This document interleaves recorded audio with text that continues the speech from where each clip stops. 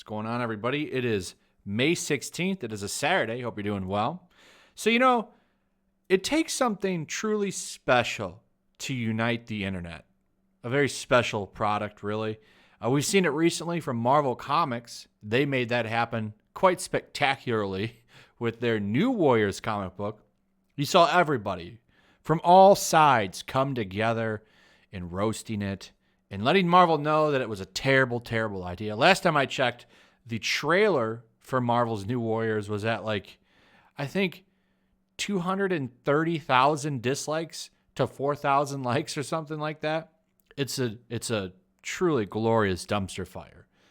And now we're blessed with Miss Monopoly, another product that is uniting the internet once again. A few days ago, I saw it trending on Twitter, and I didn't quite know what was going on.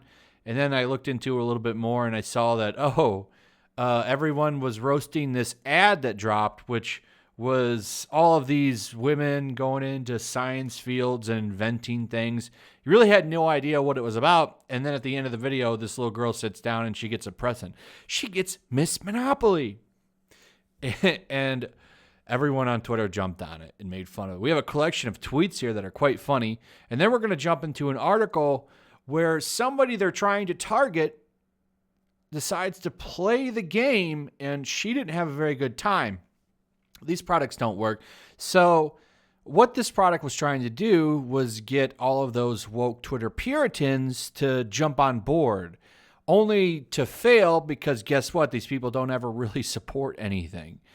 Now, I personally love it when products like this get released and they fail, because here's the thing. These Socialist people and woke Twitter and all these platforms like that, they're actually the minority. They're not the majority at all. And the problem is because they're so loud, and I've talked about this before, there's actually a study that talked about how the people that drive Twitter, that really move the messages over on Twitter, they're actually the minority of Twitter, but they're so loud and they tweet so much. We're talking hundreds of tweets a day. It's literally like tweeting a couple of times every minute or something. I'm not sure on the math. It's a lot of tweets. Hundreds of tweets a day, right? Hundreds of tweets. The average person puts out maybe 10 or 15. I think last time I checked, I put out like 10 tweets a day, if even that. I don't tweet that much. I think it's went up a little bit because of everything going on right now. But normally, regular people don't tweet as much on Twitter. So the people that tweet hundreds of times a day end up driving all of the topics on Twitter. So because of that, companies seem to think that these people are actually going to support things, and this is the way that things are trending, or this is what they need to do to get their property to be more popular and be more successful. That's one of the reasons why you see a lot of companies bend the knee to these people, is because they think that this is actually the real opinion of the majority when it is not at all. This is just a weird classification of people who, like the new Twitch safety lady, thinks she's a deer and likes to go outside and eat grass to fulfill her deer self. This is a real thing that some people have covered. Memology has covered this extensively, and it's quite hilarious. But people don't really want this stuff, and you see it right here in a collection of tweets. I've noticed an increase in the amount of people playing Monopoly, and I just need to register my hatred for Monopoly. It's a bad, boring game. I hate it, but have fun. I'm losing my mind. There's no way you're going to be able to predict what this ad is trying to sell you. Finally, now more than ever, women can buy our product. Here, holy S, it gets worse. At the start, female players get more money than guys, $1,900 versus $1,500, and collect $2,400 for pass and go rather than the usual $200. Players purchase things created by women like Wi-Fi, chocolate chip cakes, solar heating, and modern shapewear. Got this one right here. 10-year-old girl, let's play Monopoly. Hasbro, how about Miss Monopoly? Girl, I just want to play a game. Hasbro, it's lady-themed. Girls can do anything. Girl says nothing. Hasbro, crouching down to eye level. Don't forget that no matter what you do, you will always, and I mean always, be a woman. Got this one right here, which is probably somebody they want to sell the game to, by the way. This is what she says about it. Nothing says feminism like playing at being a greedy landlord, but at this time as a lady. Got another one right here. Miss Monopoly is such a pitch-perfect storm, soulless girl-boss corporate feminism that I have a hard time being convinced it's not performance art.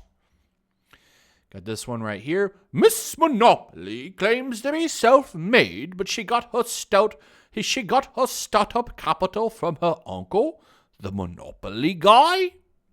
And it goes on and on and on. One of my favorites was down here.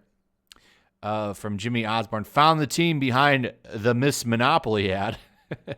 Kind of funny, I gotta tell you. But the point here is it's a mixture of people that laugh at this kind of stuff and people that they would generally thought would buy their product. And the point is nobody likes it. Nobody likes this stuff. The people that they constantly try to pander to never support anything.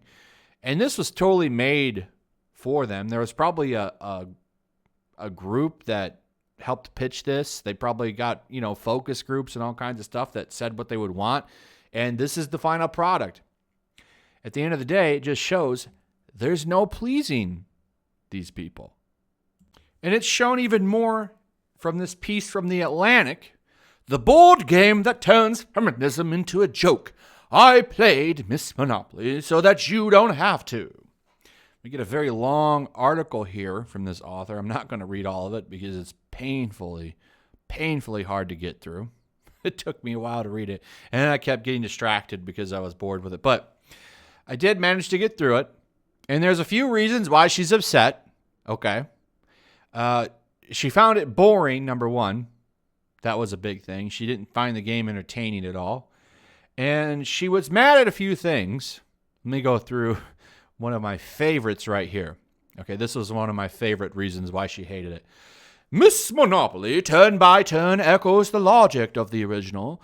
Move around the board, buy properties, pay rent on the player's properties, get money for passing go.